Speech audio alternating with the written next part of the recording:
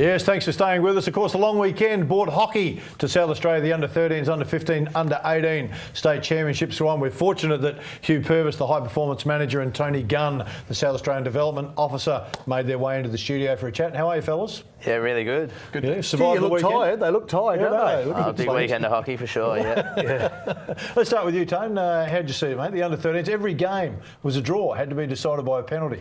Yeah, so all of the finals across the 6 competitions on the weekend ended up going to penalty shootout.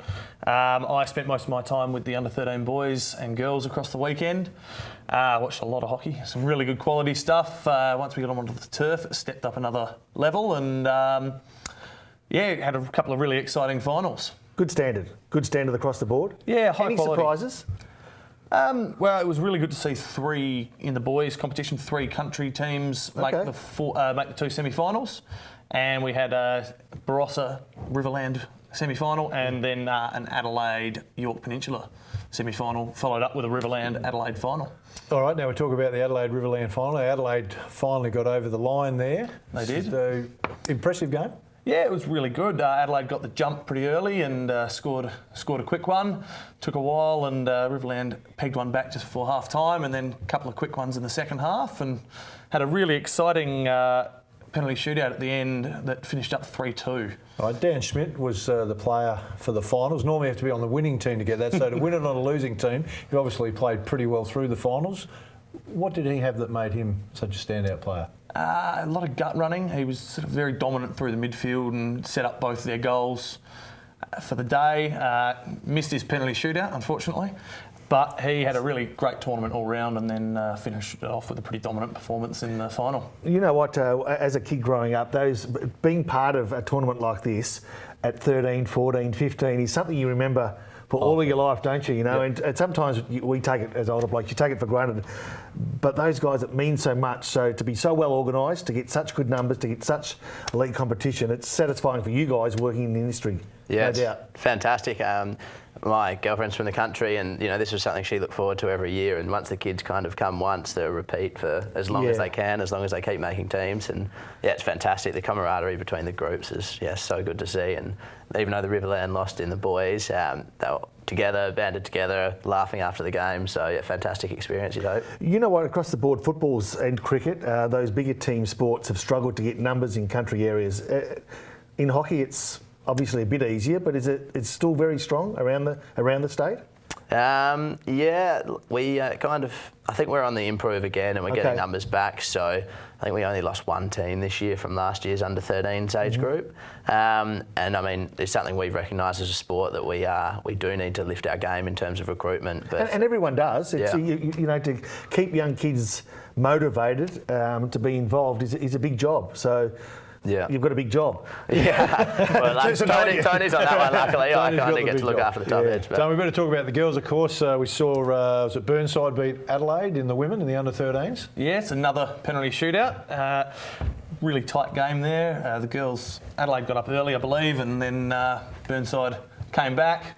Really tight final, and 2 really high-quality teams there. All right, couldn't separate the 2 players for the finals, Indigo Marshall and Tilly Blackwood, both showing a lot at that age? Yeah, so with the 13s, both of those, Tilly actually played the 13 state girls last year, and she's fantastic this year. Last year she played with a dislocated shoulder through the grand final, so she's kind of a tough little unit. Yeah, she's fantastic to watch play, and Indigo is actually a twin. Her and her sister Winter, just fantastic athletes. You get them out on the pitch and they'll just run riot. So I think you get them on a warm-up lap and they just about lap everyone. I'm serious. How do you play hockey with a dislocated shoulder? I got a paper cut in my tongue and I lay in bed for a week. How do you do that? Well, you're tough. Yeah. Wow. And when you're younger too, you have that. It'll be all right. I guess. Not worried about the future, I guess. No, not thinking about the rest of your career. Under-13 boys, state team not too far away from being announced. You're the coach. When will the team be announced?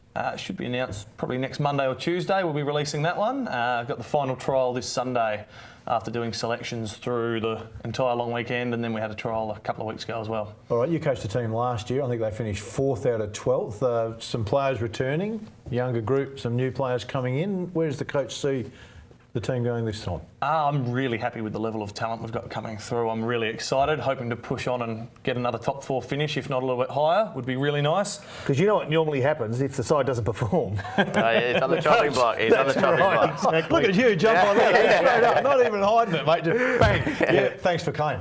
Yep. But they're looking okay. They're looking. You're happy with them. Yeah, I'm really happy. I'm excited to see what they can produce now. And it's sort of my job to make sure we get them into shape and get them playing the correct structures, and from there they can show me what they've got and hopefully get another big win. Always rewarding for the kids that don't miss out. The ones that do miss out, that's the phone call you have to make or the parents you have to deal with. I mean, how tough is that for you? It is tough, and explaining to kids why they haven't made it, but the best thing you can get from that is when you then see them come back the next year and they've really put in the hard yards and they've improved themselves, and one of those guys makes that team and you get really excited. This year we're actually running a development team as well, so of the kids that don't get picked, the next 15 of them will be picked and be playing in a development team who'll train alongside our under-13s team and play trial games against them. And you know what the worst thing about that is, I think not only do you have to explain to the 15 in the development team why they didn't make it, you have to explain to those people that didn't make the development team why they didn't make it either. The double whammy. Yeah, under 15, under 18, so the zone, the competition, how's that working? I mean, 3 different areas to play. So it goes to kind of a Super League after 13, so that's club based, and after that you get, say for example, Riverland and Barossa, they become one zone, and it's just to make sure that we're getting the best of those age groups competing against each other at a higher level. So from 13s, semi-final Barossa v Riverland 13 boys, you can expect Barossa Riverland zone in the next couple of years to be a fantastic team and really competitive. But yeah, this year was fantastic. I think the 15 girls and boys was some of the better quality I've seen in the last few years. And we've got plenty. Mark Dedman, who was here the other week, was coaching, so it's fantastic to see some senior coaches out. But yeah, the quality over the weekend was fantastic for those 2 age groups. And 18 boys, cracker of a grand final yesterday. 3 goals. City West, obviously the west side of town, came down from 2-0 down, clawed it back and won the shootout, so fantastic. Right.